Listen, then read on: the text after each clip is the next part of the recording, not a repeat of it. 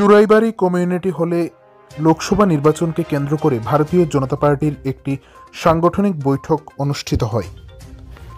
14ই March বৃহস্পতিবার সকাল আনুমানিক 10টা নাগাদ উত্তর ত্রিপুরা জেলার 54 কদমতলা বিধানসভা কেন্দ্রের অন্তর্গত চুরাইবাড়ি কমিউনিটি হলে ভারতীয় জনতা পার্টির কুর্তি কদমতলা মণ্ডলের উদ্যোগে একটি সাংগঠনিক বৈঠক অনুষ্ঠিত হয়।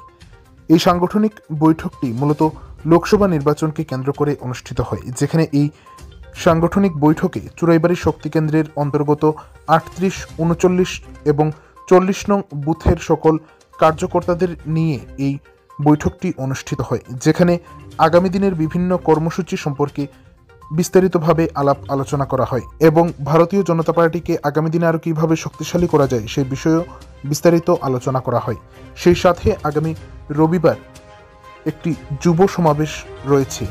এই যুব সমাবেশকে কিভাবে সাফল্যমণ্ডিত করা যায় সেই বিষয়েও আলাপ আলোচনা করা হয়, যেখানে এই সাংগঠনিক বৈঠকে উপস্থিত ছিলেন 54 কদমতলা মণ্ডলের ভারতীয় জনতা পার্টির মণ্ডল সভাপতি রাজা ধর।